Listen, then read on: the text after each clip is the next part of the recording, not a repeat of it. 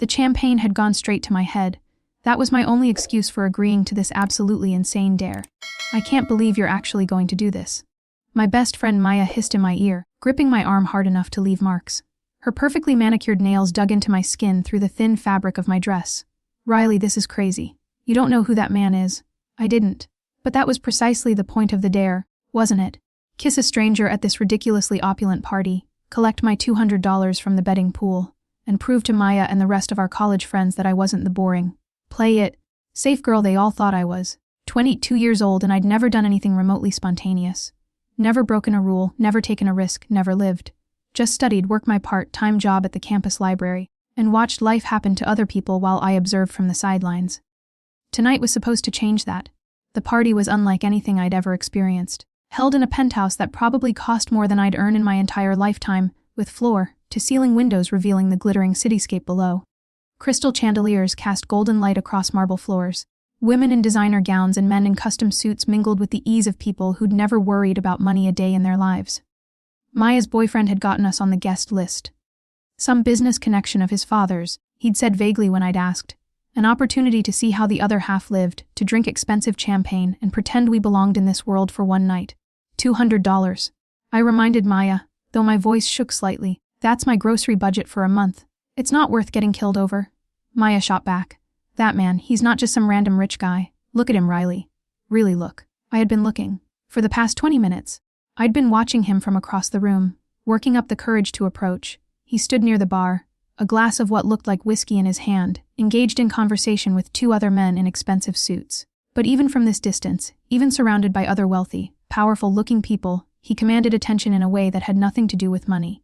Tall, easily over 6 feet, with broad shoulders and a build that suggested he spent serious time in the gym. Dark hair swept back from a face of sharp angles and hard edges, olive skin, and even from here I could see the shadow of stubble along his jaw. He wore a tailored black suit that probably cost more than my tuition, the jacket fitting perfectly across those wide shoulders. But it was something else that drew the eye. An aura of danger, of barely contained violence wrapped in expensive fabric and civilized manners. The way other guests gave him a wide berth without seeming to realize they were doing it. The way the two men he was talking to stood with deferential postures, like subjects before a king. And the tattoos. Even in this formal setting, I could see the edge of ink peeking above his collar, disappearing beneath his shirt. More visible on his hands when he lifted his glass. Intricate designs that spoke of a life far removed from corporate boardrooms and country clubs. He's perfect, I said, ignoring the warning bells clanging in my head. The champagne had silenced my usual caution, replacing it with liquid courage and reckless determination. He's exactly the kind of guy who would never expect someone like me to approach him. Riley. I'm doing this. I downed the rest of my champagne, the bubbles burning down my throat. Watch my purse. I moved before I could change my mind, weaving through the crowd with my heart hammering against my ribs. The closer I got, the more details I noticed. The expensive watch on his wrist, the gold signet ring on his right hand, the way his dark eyes tracked the room with predatory awareness, missing nothing. Those eyes landed on me when I was still 10 feet away. Dark, almost black. They locked onto mine with an intensity that nearly stopped me in my tracks. I watched something flicker across his face, surprise maybe, or curiosity, as I continued my approach with more confidence than I felt. The two men he'd been talking to fell silent as I stepped into their circle. Up close, he was even more devastating. Tall enough that I had to tilt my head back to meet his gaze, broad-shouldered and powerfully built beneath that perfectly tailored suit. His face was all sharp planes and angles, saved from being too harsh by an almost obscenely sensual mouth. And the danger, God, it radiated from him like heat from a fire. Something in those dark eyes that said he'd seen things, done things, that would give normal people nightmares. I managed, proud when my voice came out steady. I'm Riley. He studied me for a long moment, his gaze traveling from my face down the length of my body in my simple black dress, borrowed from Maya's closet, before returning to my eyes. Not leering, just assessing, cataloging. Dante, he said finally, his voice a low rumble with just a hint of an accent I couldn't place. Italian, maybe. And you are either very brave or very foolish, approaching me like this. Maybe both, I said, and was rewarded with the faintest curve of his lips. Not quite a smile, but close. Excuse us, he said to the two men without looking at them. It wasn't a request. They melted away immediately, leaving us alone in our small bubble of space despite the crowded room around us. So, Riley, Dante said, his attention entirely focused on me in a way that made my skin heat. What brings a girl like you to a party like this? A girl like me. He'd clock me immediately as an outsider, someone who didn't belong in this world of wealth and power and danger. I should have been insulted. Instead, I found it oddly reassuring that I hadn't been fooling anyone with my borrowed dress and fake confidence. My friend got me on the guest list, I admitted. No point in lying to someone who clearly saw right through me. And curiosity, I guess. Wanted to see how the other half lives. And he took a sip of his whiskey, those dark eyes never leaving my face. Are you impressed? Intimidated is more accurate. Another truth that slipped out thanks to the champagne. Everyone here looks like they were born knowing which fork to use and how to make small talk about stock portfolios. That almost smile appeared again. And you? I'm a college student who works at the library and eats ramen 3 times a week. I tilted my head, studying him the way he'd studied me. You're not what I expected. No. Something dangerous flickered in his eyes. What did you expect? I don't know. Someone more polished, I guess. You look like you'd be more comfortable in a fight than a ballroom. The words were out before I could stop them, champagne loosening my tongue beyond the point of wisdom. I watched his eyes widen fractionally, surprise crossing his face before it was replaced by something darker, more interested. Perceptive, he said softly. Most people here are too afraid to acknowledge what they see when they look at me. Should I be afraid? The question emerged breathier than intended, my heart racing as he stepped closer, closing the distance between us to something that felt decidedly intimate for strangers at a party. Probably, he admitted, his voice dropping lower. But you're not, are you? You're nervous, yes, but not afraid. Why?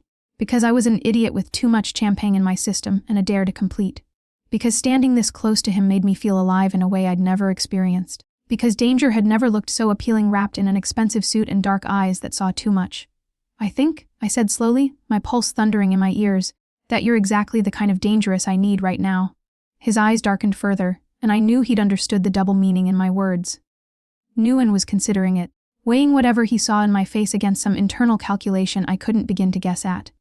Careful, Riley, he murmured, his hand coming up to catch a strand of my hair, letting it slip through his fingers in a gesture that felt possessive despite its gentleness. You have no idea what you're asking for. Maybe I didn't. Maybe I was making the biggest mistake of my life, driven by champagne and a stupid dare and the desperate need to prove I was more than the boring, careful girl everyone thought I was. Or maybe, just maybe, this was exactly what I needed. I should warn you, I said, my voice barely audible over the party noise around us. I'm about to do something incredibly stupid. I look forward to it. Dante replied, and there was dark amusement in his tone, mixed with something that might have been anticipation. I rose onto my toes. Even in heels, I barely reached his shoulder, had to stretch up as he instinctively bent down slightly, his hand moving from my hair to cup the back of my neck in a gesture that felt both supportive and claiming. For one crystalline moment, we hung there, his breath warm on my lips, his dark eyes boring into mine with an intensity that stole what little breath I had left. Then I closed the distance and kissed him. I'd meant it to be quick. A brief press of lips, enough to complete the dare, collect my money, and retreat before my nerve failed completely. But the moment our mouths met, something shifted, changed, ignited. His lips were surprisingly soft against mine, but the kiss itself was anything but gentle. His hand tightened on the back of my neck, holding me in place as he took control, deepening the kiss with a skill that made my head spin worse than any champagne. His other hand found my waist, pulling me flush against his body, and I could feel the hard muscle beneath his suit, the contained strength in the way he held me. I'd been kissed before. Fumbling college boys who didn't know what they were doing, who mashed their lips against mine with more enthusiasm than technique. This wasn't that. This was a man who knew exactly what he was doing, who kissed like it was an art form he'd perfected. When he finally pulled back, I was breathing hard, my lips tingling, my entire body humming with awareness. His dark eyes were unfocused for just a moment before they sharpened again, settling on my face with an expression I couldn't read. Fear. I managed, my voice shakier than I wanted it to be. Dare completed. I started to step back, to put distance between us before I did something even more stupid like kiss him again. But his hand on my waist tightened, keeping me anchored against him. Where do you think you're going? His voice was rougher now, edged with something dark and possessive that sent shivers down my spine. I should get back to my friend, I said, suddenly very aware of how thoroughly I'd miscalculated this situation. Thank you for. We're not done yet. The words were delivered with quiet authority, a statement of fact rather than a request. His hand slid from my waist to the small of my back, proprietary and possessive, while his other hand remained on my neck, thumb brushing along my jaw in a caress that made my breath catch. I don't understand, I whispered, though some part of me understood perfectly. I'd kissed him on a dare, treated him like a game piece in my quest to prove I could be spontaneous and reckless.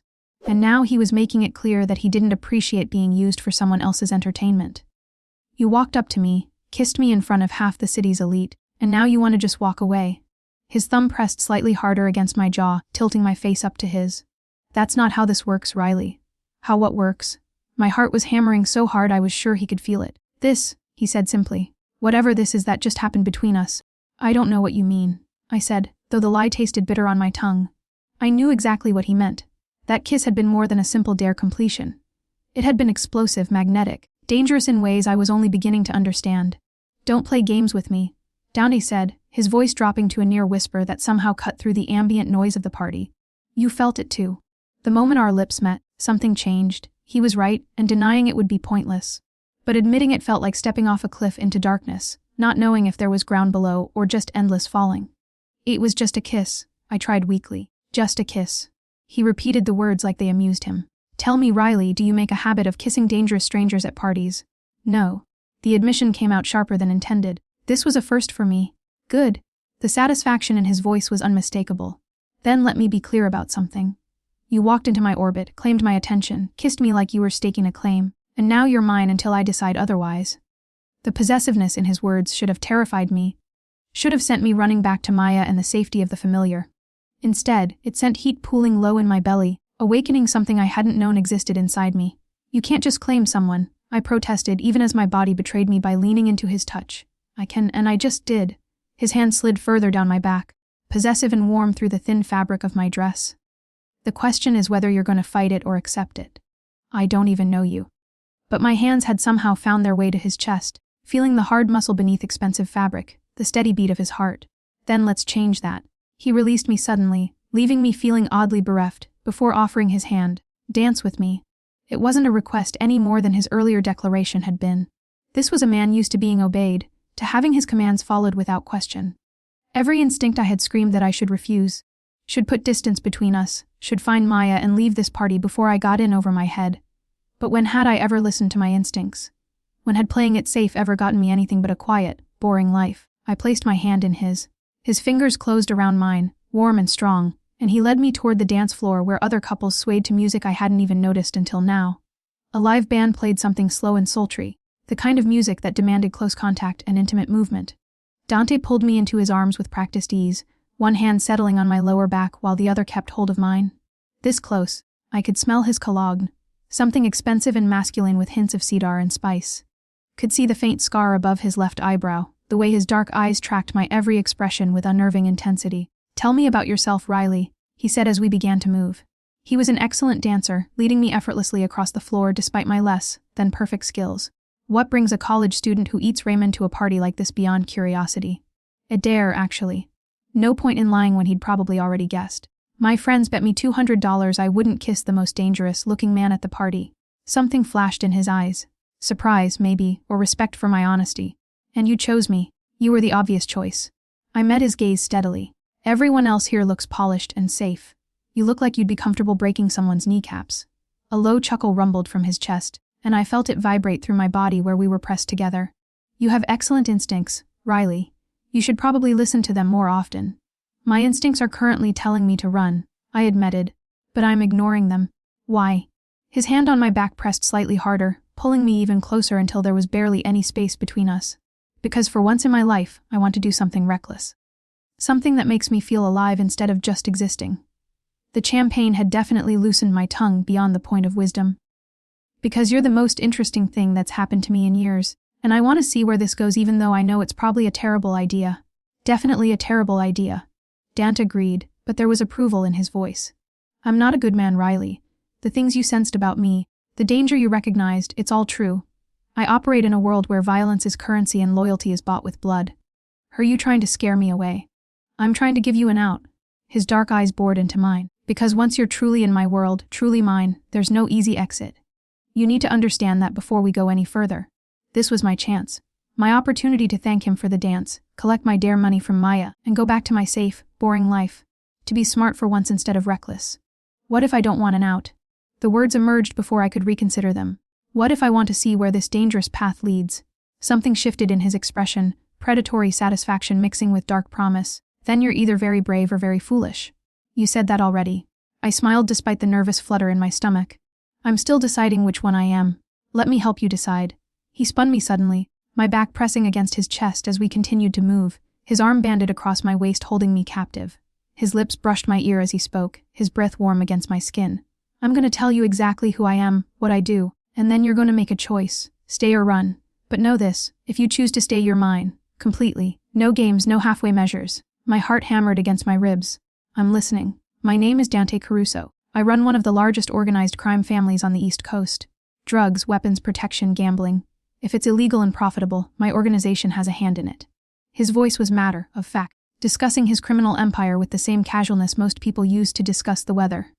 I've killed 17 men with my own hands, ordered the deaths of countless others. I'm feared from here to Chicago, and for good reason. The smart thing would have been to panic. To pull away and run as fast as my borrowed heels could carry me.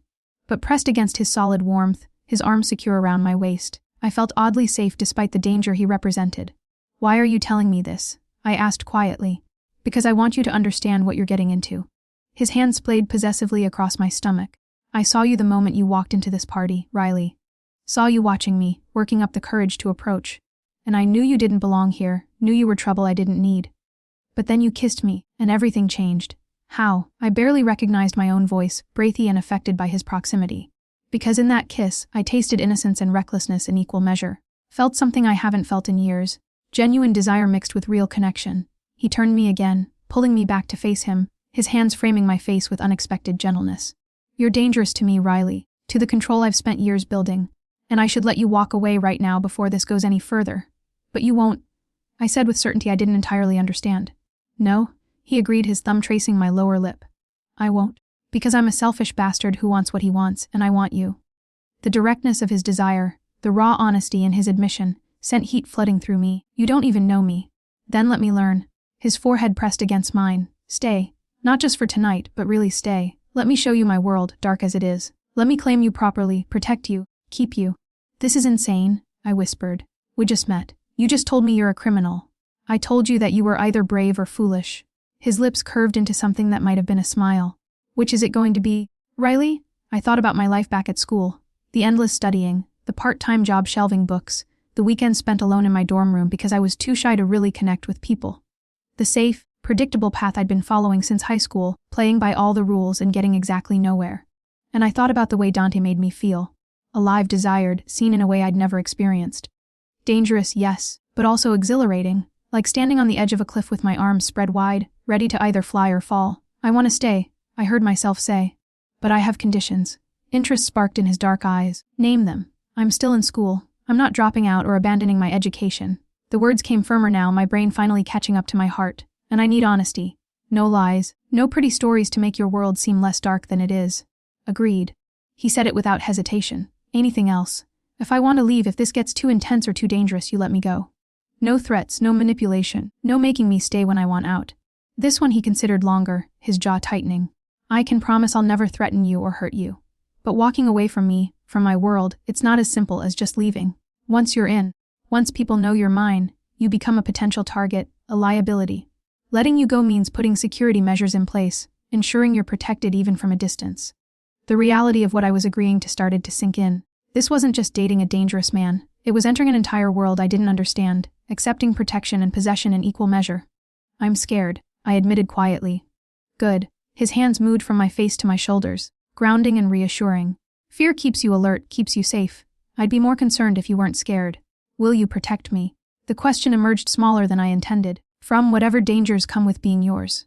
With my life, he said simply, and I believed him. You're mine now, Riley. That means anyone who wants to hurt you has to go through me first. And trust me, that's not a fight anyone wins. Around us, the party continued, oblivious to the life-altering decision being made on the dance floor. Maya was probably looking for me, worried about where I'd disappeared to. My phone was likely buzzing with texts I couldn't feel through my clutch. But all of that felt distant, irrelevant compared to the man in front of me and the choice I was making. Okay, I said, the word sealing my fate. I'll stay. I'll be yours. But Dante, yes, this better be worth it. His smile was dark and full of promise. Oh, beautiful girl, I'm gonna make sure it is. He kissed me again, different from the first time. This wasn't a surprise stolen kiss at a party. This was a claiming, a promise, a beginning. His lips moved against mine with possessive certainty while his hands held me close, one tangled in my hair, the other pressed against my lower back. When we finally broke apart, I was breathing hard, my lips swollen, my entire body humming with want. Come, Dante said, taking my hand with casual possession. Let me introduce you to my world properly. Dante led me off the dance floor with confident purpose, his hand never leaving mine. The possessive grip sent mixed signals through my nervous system, half warning, half reassurance. We were heading toward the far side of the penthouse, away from the main party toward a hallway guarded by a man built like a concrete wall. Mr. Caruso, the guard acknowledged with a respectful nod, stepping aside without question. Wet, I said, pulling back slightly. Where are we going? My friend Maya, she's probably worried. I should at least text her. Dante stopped, turning to face me fully. Of course. I'm not kidnapping you, Riley. A hint of dark amusement colored his words. Though I appreciate you thinking to tell someone where you are. Smart girl. I pulled out my phone from my clutch, finding exactly what I'd expected. 7 texts from Maya ranging from excited, do DDA2 to concerned 7 where are you? To borderline panicked, Raleigh answer me or I'm calling the police. My fingers hesitated over the keyboard. What could I possibly say? Hey, remember that dangerous guy I kissed? Turns out he's a mafia boss and I just agreed to be his. Don't wait up. Tell her you're safe. Dante said quietly, reading my hesitation. Tell her you met someone and you'll text her later with details. Give her my first name if it makes you feel better. I typed out a quick message safe. Met someone named Dante. He's taking me somewhere quieter to talk. I'll call you tomorrow. Don't worry, then added because I knew Maya would demand it. I promise I'm okay. This is my choice. Her response came immediately. Are you einsennen? Probably, I thought, but didn't type. Instead, maybe. But I'm doing this. Trust me. A long pause, then your location is on, right? And you'll call me first thing tomorrow. Yes and yes. Love you too, you crazy bitch. Be safe. I tucked my phone away and looked up at Dante. Okay, I'm all yours.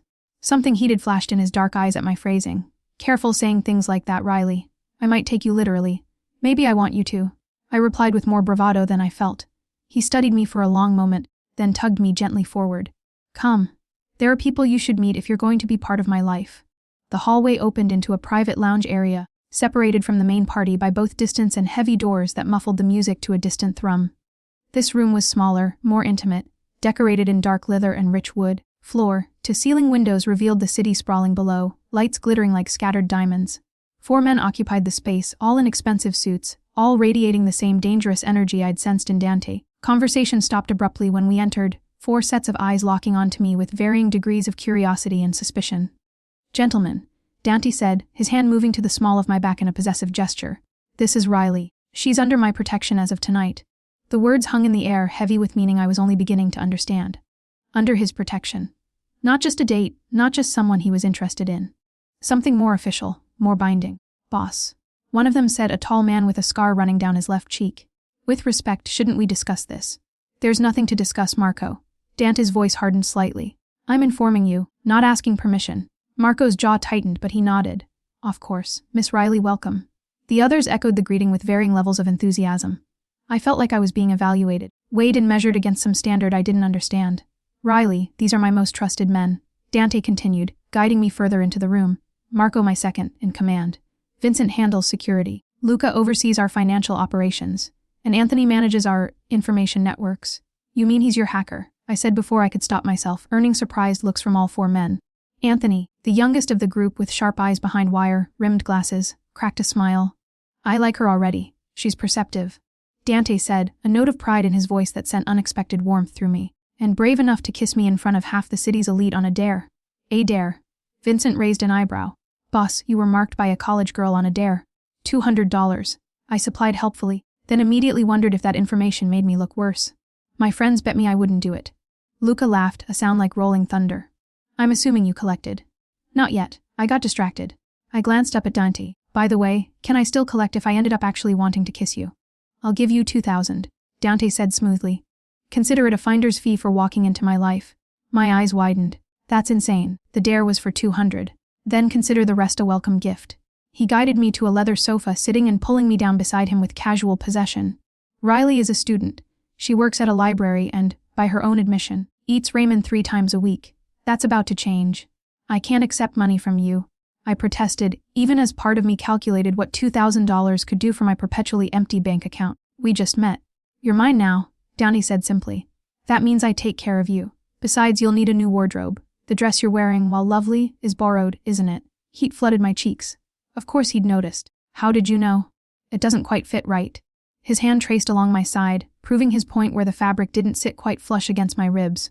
Beautiful, but not tailored for your body. And your shoes, You've been uncomfortable in them all night.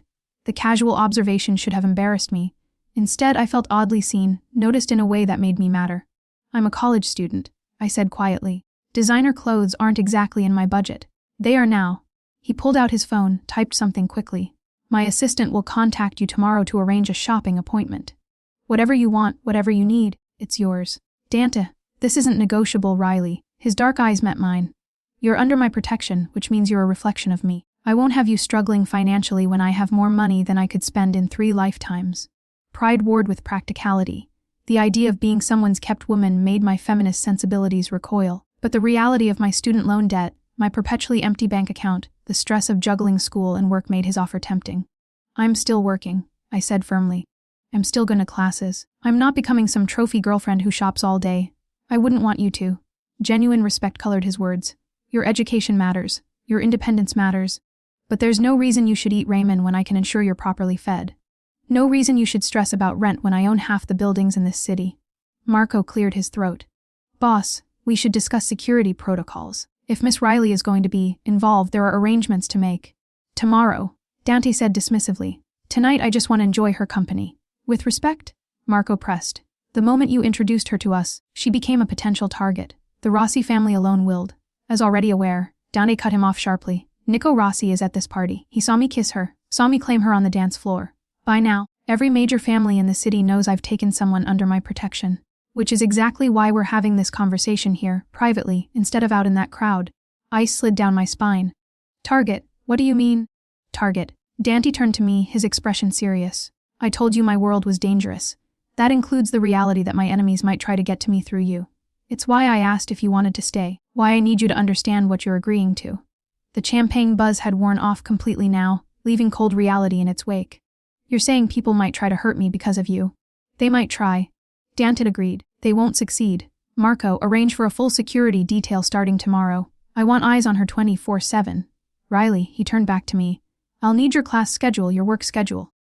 This is insane, I whispered, the full weight of my impulsive decision crashing down. I kissed you on a dare and now I need armed guards. Yes. No apology in his voice, just flat honesty. This is what it means to be mine, Riley. Protection and possession in equal measure. If that's too much, if you want to walk away, now is the time to say so. I should have said yes, should have thanked him for an interesting evening and run back to my safe, boring life. But looking at him, seeing the genuine concern in his eyes mixed with possessive determination, I found I couldn't. I asked instead, the security detail, I mean. Do they just follow me around campus, sit in my classes? That's going to raise questions. Anthony handles discreet surveillance, Dante explained. Camera access, digital monitoring, strategic positioning. You'll have one physical guard who will maintain distance but stay close enough to intervene if needed. On campus, he'll blend in as another student. At the library, another patron. You'll barely notice him. Until I need him, I finished. Until you need him, Dante confirmed.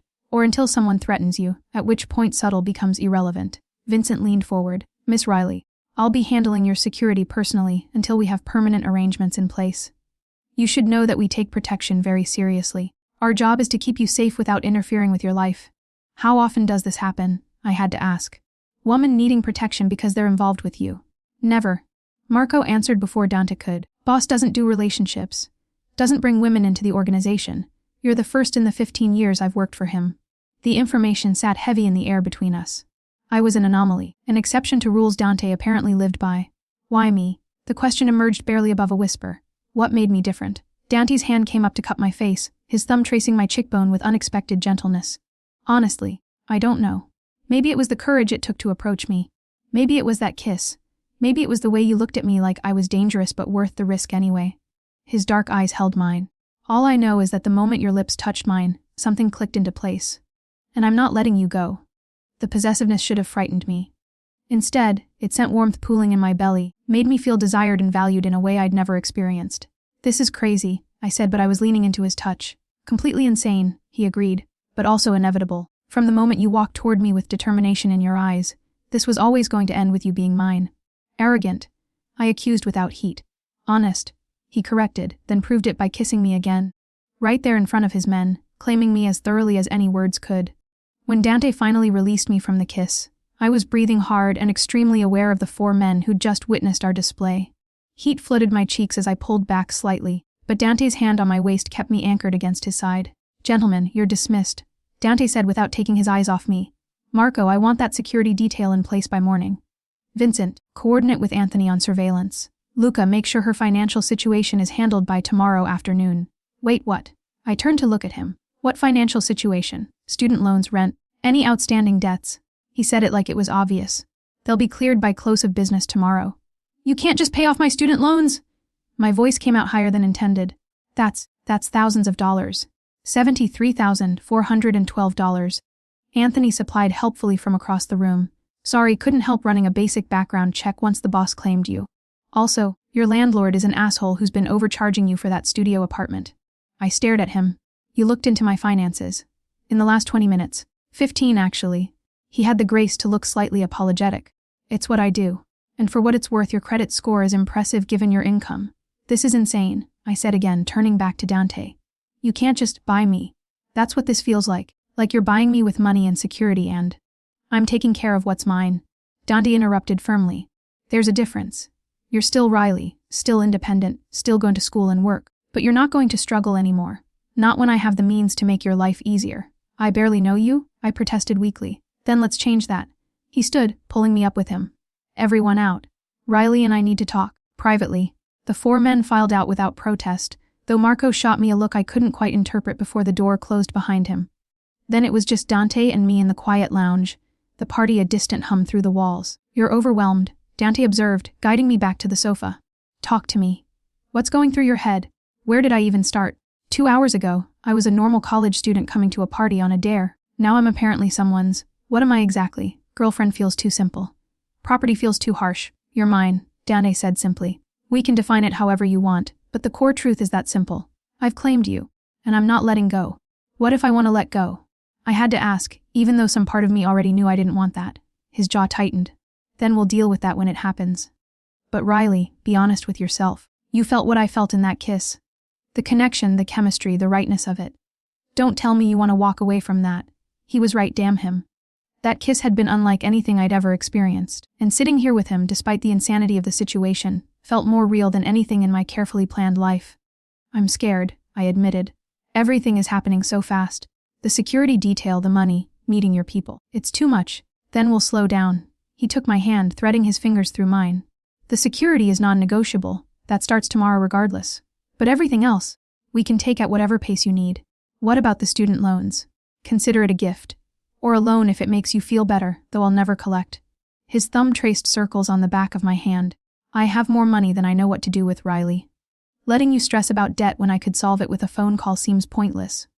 Pride warred with practicality. $73,000 of debt, wiped away just like that. It was tempting.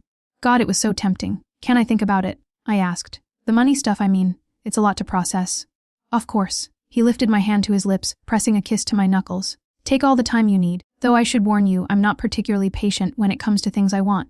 And I want you, Riley, all of you. The intensity in his dark eyes sent shivers down my spine. Why?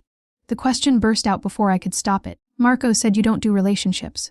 So why me? What made you break your own rules? Dante was quiet for a long moment, his gaze distant. My wife died 7 years ago, he said finally, the words heavy with old grief. Cancer. I watched her waste away over 18 months. Watched the strongest woman I'd ever known reduced to nothing. And when she finally died, I swore I'd never let anyone that close again. Never give someone that kind of power over me. My breath caught. Dante, I'm so sorry. Let me finish. His grip on my hand tightened slightly. For 7 years, I kept that promise. Women came and went, but no one stayed. No one mattered enough to break through the walls I'd built. Until tonight. Until you walked up to me with determination in your eyes and kissed me like you were claiming something precious. It was just a dare, I whispered. It was more than that. He turned to face me fully. The moment our lips met, I felt something I hadn't felt since Alina died. A connection. A spark. The possibility that maybe, just maybe, I could let someone in again without it destroying me. The vulnerability in his admission cracked something open in my chest. This dangerous man, this crime boss who commanded fear and respect, was trusting me with his grief, his hope. I don't know if I can live up to that, I said honestly. Your wife, she sounds incredible. I'm just a college student who eats ramen and works at a library. You're Riley. He cupped my face in both hands, brave enough to approach a dangerous stranger, bold enough to kiss me in front of half the city, smart enough to ask questions and set boundaries. That's more than enough. What if I disappoint you? What if this thing between us burns out and... He kissed me, silencing my doubts with his lips on mine. This kiss was different from the others. Softer, more tender, but no less consuming. When he pulled back, his forehead rested against mine. "Then we'll deal with it together," he murmured. "But Riley, I don't think that's going to happen. This feeling, this pull between us, it's rare. Special. Worth fighting for. Even though we just met. Especially because we just met." His lips curved into a small smile. "Elena and I knew each other 3 days before I proposed. When you know, you know. And I know that letting you walk away tonight would be the biggest mistake of my life." The certainty in his voice should have frightened me. Instead, it made me feel cherished, valued, seen in a way I'd never experienced. "Okay," I said softly. "I'm still terrified, still not sure this is smart, but okay, I want to try this." "Try us, thank God." He pulled me into his arms, and I let myself melt against his solid warmth. I was prepared to be patient, but it would have killed me. I laughed despite myself. "Patient? You claimed me in front of your men after knowing me an hour. An hour was long enough." His hand stroked down my back. "No, we should probably return to the party. People will notice if we've disappeared too long. Do we have to?" The thought of facing that crowd again, of pretending to be normal while my entire world had just been turned upside down, felt exhausting. "Unfortunately, yes. I have business associates here who need FaceTime." He pressed a kiss to the top of my head. "But I promise we'll leave as soon as it's polite to do so." "And really?" "Yes. Stay close to me. The moment I introduced you to my men, word started spreading. By now, everyone at this party knows you're under my protection. Most will respect that, but there are always those who test boundaries." Fresh anxiety spiked through me. "You mean someone might try something? Tonight? Unlikely in such a public setting, but I don't take chances with what's mine." He stood, pulling me up with him. "Just stay by my side and you'll be perfectly safe." The possessive phrasing should have bothered me. Instead, it made me feel protected in a world I was only beginning to understand. We returned to the party, and the difference was immediate. Eyes tracked us as we moved through the crowd. Conversations pausing as we passed. I felt like I was under a microscope, being evaluated and assessed by people I'd never met. "Ignore them," Dante murmured in my ear, his hand firm on my lower back. "They're just curious. You're new, unexpected. They'll adjust." A woman approached us, stunning in a silver gown that probably cost more than my car. "Dante, darling, you've been keeping secrets." "Natalia."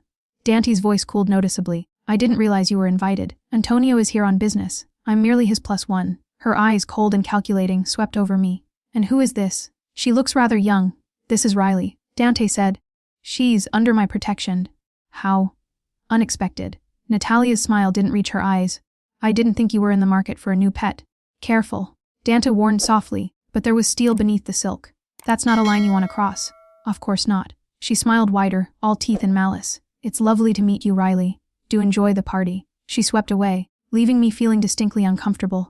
"Who was that?" I asked quietly. "Natalia Volkov, wife of Antonio Volkov, head of the Russian Bratva in this city." Dante's hand tightened on my waist. "She's going to be a problem." "Why?" "Because she had her eye on becoming my wife before Elena died. And she's not the type to accept competition gracefully." Wonderful. I'd been in Dante's life for 2 hours and already had enemies. This was fine. Totally fine. "Dante," a male voice called out, and we turned to see a man approaching. Dark-haired, well-dressed, with a smile that didn't quite reach his eyes. I heard rumors, but I had to see for myself. "You've actually taken someone under your protection. Nico." Dante's posture shifted subtly, becoming more guarded. "Yes, this is Riley. Riley, this is Nico Rossi. He runs the South Side." "Pleasure," Nico said, though his eyes were calculating as they swept over me. "She's lovely, Dante. And so very young. I do hope you know what you're doing." "I always do," Dante replied coolly. "Of course." Nico's smile widened. "Well, congratulations on your new companion. I'm sure we'll be seeing more of each other." The threat beneath the words was subtle but unmistakable. As Nico walked away, I felt Dante tense beside me. "That wasn't good, was it?" I ventured. "No," Dante admitted. "Nico and I have an uneasy truce at best. You've just become leverage he can potentially use against me. So everyone here sees me as a weakness." The realization stung. "They see you as something I care about, which amounts to the same thing in this world." He turned me to face him. "But Riley, that's exactly why I need you to accept the security. Why I need you to trust that I can keep you safe." Looking into his dark eyes, seeing the genuine concern mixed with determination, I found myself nodding. "Okay," I said. "I trust you." The rest of the party passed in a blur. Dante introduced me to what felt like dozens of people, all wearing expensive clothes and fake smiles. Business associates, he called them, though I understood now that meant other criminals, other dangerous people operating in the shadows of this glittering city. I smiled and nodded and tried not to think about how every single person we spoke to was evaluating me, weighing my worth, calculating how I could be used against Dante. The weight of their collective scrutiny felt suffocating. "You're doing well." Dante murmured in my ear during a brief moment alone. I know this is overwhelming. Everyone's staring at me, I said quietly, and not in a good way. They're curious. I haven't brought anyone to an event like this in 7 years. You're a statement, whether you intended to be or not. His hand traced soothing circles on my lower back. But we can leave soon. I've made the necessary appearances. How soon is soon? Give me 10 more minutes. There's one more person I need to speak with, then we're gone. Those 10 minutes felt like an hour. I stood beside Dante as he conducted business with a silver-haired man who kept shooting me speculative glances. The conversation was coded, full of phrases that sounded innocuous but clearly meant something more. Territory, percentages, mutual interests. Finally, mercifully, we were saying goodbyes and heading toward the exit. Maya caught my eye across the room, her expression a mixture of concern and curiosity. I gave her what I hoped was a reassuring smile and a small wave. Tomorrow's phone call was going to be interesting. The elevator ride down was silent, the space too confined for conversation with the other guests riding with us. Dante's hand never left the small of my back, possessive and warm. When we finally exited into the underground garage, I breathed a sigh of relief. That bad? Dante asked with a hint of amusement. I felt like I was on display, like everyone was waiting for me to do something wrong. I paused beside what had to be his car, a sleek black vehicle that probably cost more than my entire education. Is it always like that? At first, yes, but they'll get used to you. He opened the passenger door for me, and once they understand you're permanent, the curiosity will fade. Permanent. The word settled over me like a blanket, comforting and terrifying in equal measure. I slid into the leather seat, the interior all polished wood and expensive materials. Dante rounded the car and settled behind the wheel with practiced ease. The engine purred to life, and we glided out of the garage into the night. Where are we going? I asked as he navigated through city streets. My place. Unless you'd prefer I take you home. He glanced at me. I assumed you'd want to talk more, away from prying eyes and listening ears. But if you're not comfortable. No, your place is fine. The words came out too quickly, betraying my eagerness to spend more time with him. I mean, yes. We should talk. There's a lot to figure out. His lips curved into a small smile. Relax, Riley. I'm not going to pounce on you the moment we're alone. Despite what my reputation might suggest, I do have some self-control. It's not that. Though the thought of what might happen once we were truly alone did send heat pooling low in my belly.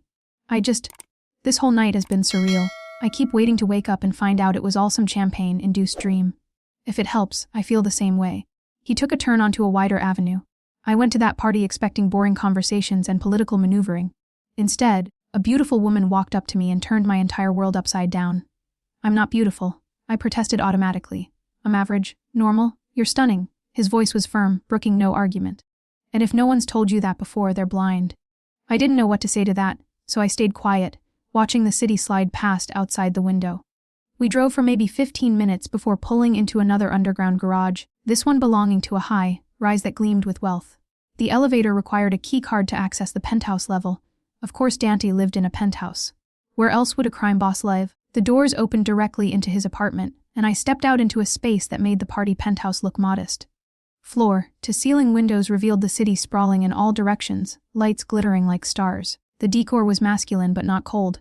Dark leather furniture, rich wood accents, artwork that looked expensive and original. Make yourself comfortable, Dante said, shrugging out of his suit jacket and draping it over a chair. Can I get you something to drink? Water, wine, something stronger. Water is fine. I moved toward the windows, drawn by the view. This is incredible. It's home. He disappeared into what I assumed was the kitchen, returning moments later with 2 glasses of water. Though I'll admit it's a bit large for one person. He handed me a glass and our fingers brushed. The contact sent electricity up my arm, making me hyper-aware of how alone we were now. No guards, no guests, no witnesses. Just Dante and me and the tension that had been building all night. So, I said, taking a sip of water to buy myself time. We should probably talk about the practical stuff, how this is actually going to work. Practical, right? Dante set his glass down on a nearby table. What do you want to know? Everything. I turned to face him. You said I'd have a security detail.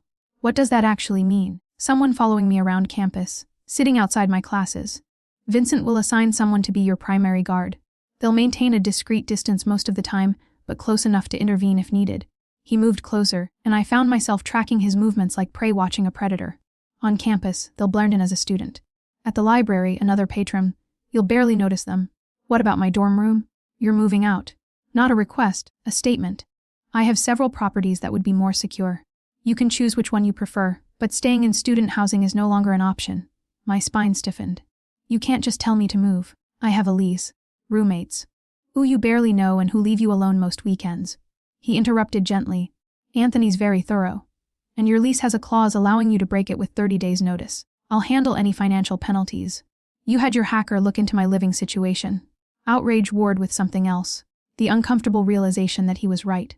My roommates and I barely spoke, and I spent most of my time alone in my tiny single room. I needed to understand your life to properly protect you. No apology in his voice. And what I found is that you're isolated, Riley. Working too many hours, studying too hard, not letting anyone close. That changes now. Because you're letting yourself close, I challenged.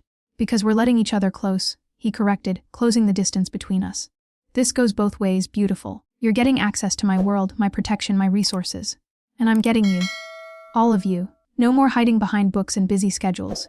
He was too close now, close enough that I could smell his cologne. See the flecks of lighter brown in his dark eyes.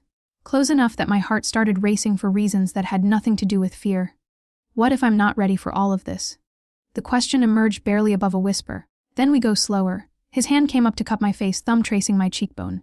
But Riley, the security is non-negotiable. Everything else we can adjust. But keeping you safe is the one thing I won't compromise on. Because I'm yours, I said, testing the words on my tongue. Because you're mine, he agreed, and then he was kissing me again. This kiss was different from the ones at the party. No audience, no performance, just raw desire and genuine connection. His hands pulled me closer, one tangling in my hair while the other pressed against my lower back, molding me against his solid frame. I melted into him, my hands finding their way to his chest, feeling the hard muscle beneath his shirt. He tasted like whiskey and something darker, something uniquely him. The kiss deepened, his tongue sweeping into my mouth with practiced skill that made my knees weak. When he finally pulled back, we were both breathing hard. His dark eyes were unfocused with desire, his hair slightly mussed from my fingers. We should stop, he said, though he made no move to release me. Before I do something we're not ready for. What if I'm ready? The words came out bolder than I felt. What if I want more? His grip tightened. Riley, you need to be sure, this isn't just physical attraction. If we take this further, if I have you in my bed, there's no going back. You'll be mine in every way that matters. The possessiveness should have bothered me. Instead, it sent heat flooding through my body.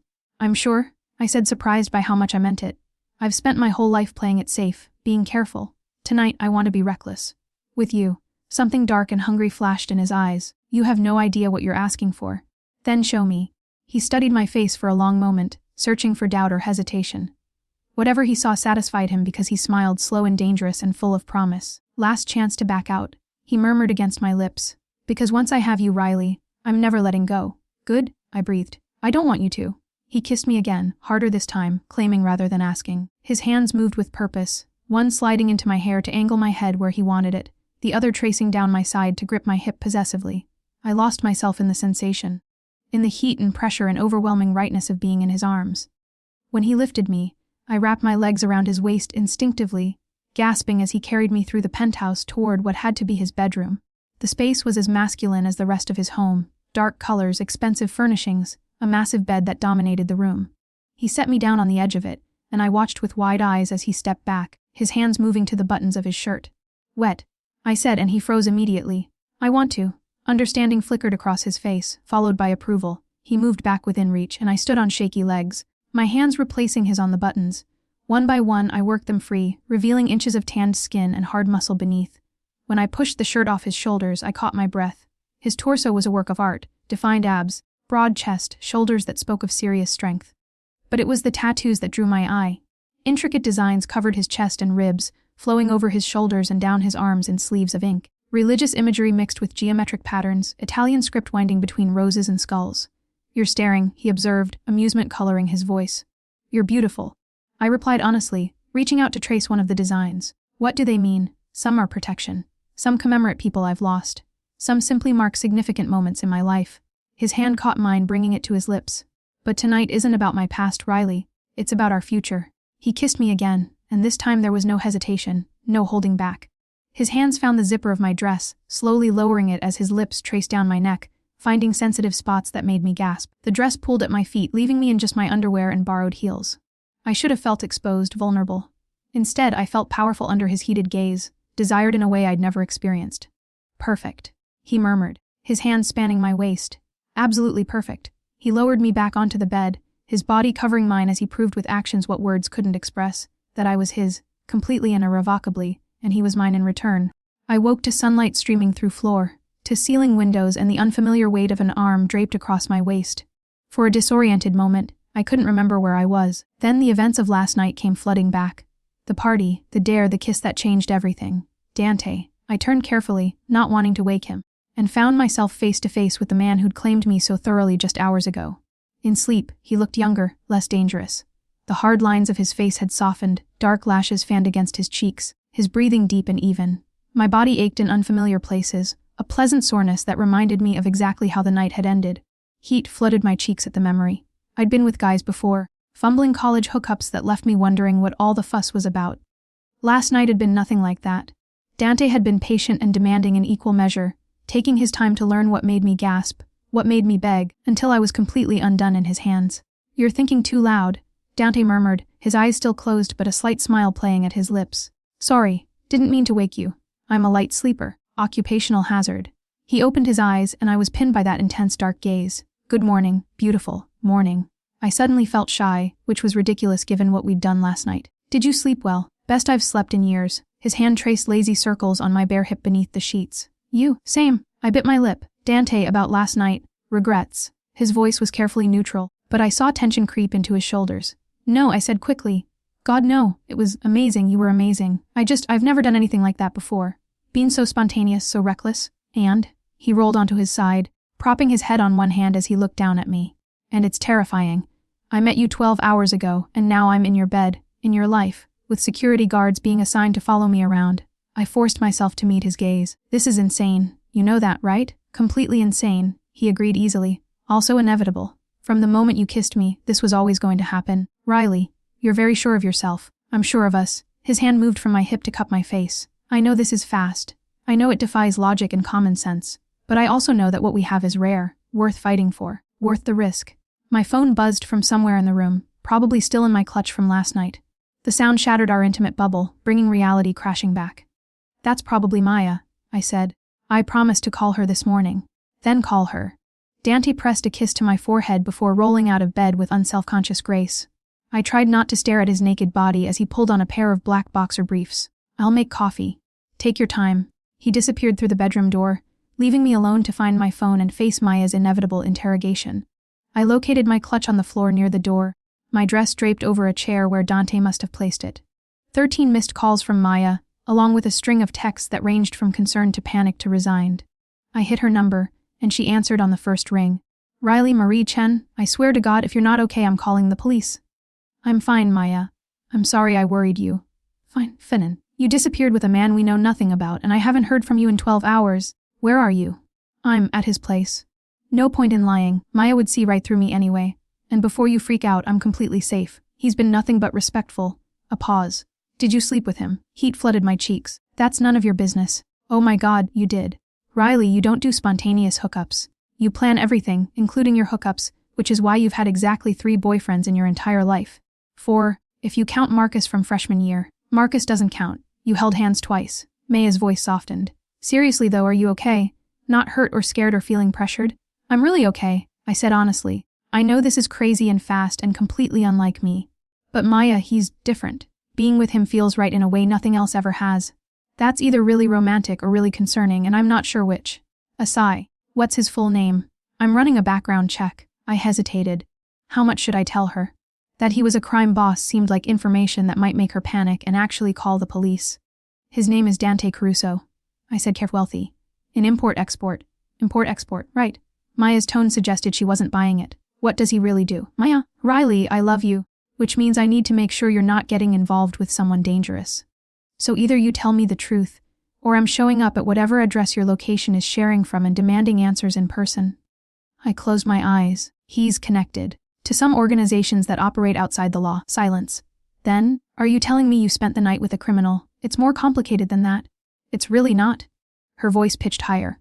"Riley, what were you thinking? This man could be dangerous, could hurt you. Who won't?" I was surprised by the certainty in my voice. "I know how this sounds, but he's not going to hurt me, Maya. If anything, he's overprotective. He's already arranging security for me because..." "A secret. Why do you need security?" She was definitely panicking now. "Oh my God, Riley, you need to get out of there right now.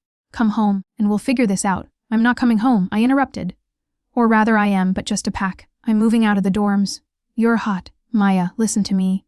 I took a deep breath. I know this is insane. Trust me, I know. But for the first time in my life, I'm doing something I want instead of what I should do. And I want this, I want him. Even though he's a criminal. Even though he's complicated. I heard Dante moving in the kitchen. The sound of coffee brewing. Look, I promise I'll tell you everything when I see you. But right now, I need you to trust that I know what I'm doing. Do you though? Maya's voice was gentler now. Because from where I'm sitting, it looks like you met a hot guy and lost your mind. Maybe I did. I laughed despite myself. But if this is what losing my mind feels like, I don't want it back. We talked for a few more minutes, Maya extracting promises that I'd check in regularly and meet her for lunch later in the week. By the time I hung up, I felt drained but also oddly liberated. I defended my choice to be with Dante, and in doing so, made it more real. I found one of Dante's shirts and pulled it on, the fabric swallowing my frame and hanging to mid-thigh. The bathroom was as luxurious as the rest of the penthouse, all marble and chrome. I washed my face, tried to tame my hair, and gave up on looking presentable. Dante was in the kitchen when I emerged, and the sight of him made my heart skip. He'd pulled on sweatpants but remained shirtless, his tattooed torso on full display as he moved with easy confidence. 2 mugs of coffee sat on the counter, and the smell of breakfast cooking filled the air. You cook? I asked, sliding onto one of the bar stools. I'm full of surprises. He slid a mug toward me, already prepared with cream the way I'd had it at the party. How was the phone call? She thinks I've lost my mind. Have you? He cracked eggs into a pan with practiced ease. Probably. I took a sip of perfectly prepared coffee, but I don't care. Is that weird? It's honest. He plated scrambled eggs and toast, setting it in front of me before preparing his own, and I appreciate honesty. We ate in comfortable silence for a few minutes. Then Dante set down his fork and met my eyes. We need to discuss the practical arrangements, he said. I know you want to maintain your independence, and I respect that, but there are some things that are non-negotiable. Like the security detail, he confirmed. Vincent will introduce you to your primary guard this afternoon. His name is Marcus. He's been with my organization for 8 years, and he'll keep you safe. And the housing situation. I own several properties that would be suitable. But Riley, I'd prefer if you stayed here, with me. He held up a hand before I could protest. I'm not asking you to give up your space or independence. This penthouse has multiple bedrooms, a home office you can use for studying. You'd have your own space when you need it. You want me to move in with you? I set down my coffee cup. After one night, I want you close. Where I can protect you, where I know you're safe. His dark eyes held mine. I told you I'm not patient when it comes to things I want. And I want you here, Riley, waking up next to you every morning, coming home to you every night. It was too much, too fast. Every rational part of my brain screamed that moving in with a man I just met was insane. But when I looked at him, saw the genuine desire mixed with protective determination in his eyes, rationality seemed less important. I need my own space, I said slowly. My own room, at least at first, and I'm still gonna all my classes, still working at the library. Agreed. And if this doesn't work out, if we realize this was just adrenaline and attraction, you let me leave without drama. His jaw tightened. That's not gonna happen. But if it does, he interrupted, we'll handle it like adults. But Riley, I'm not letting you go easily. This thing between us, it's not just physical. It's something deeper, something I haven't felt in 7 years. So yes, if you truly want to leave, I won't stop you, but I will fight like hell to make you want to stay.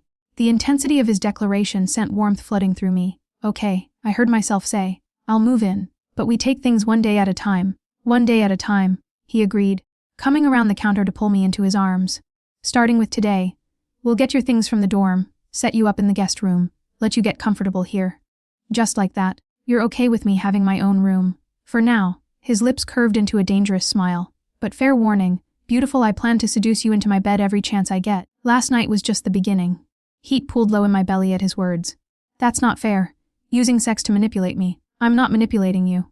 I'm courting you. He pressed a kiss to my neck. There's a difference. Manipulation would be denying you pleasure unless you did what I wanted. Courting is showing you exactly what you're getting with me, making sure you never want to leave. Arrogant. I accused, but I was leaning into his touch. Confident. He corrected. Now finish your breakfast. We have a lot to do today, and you'll need your energy.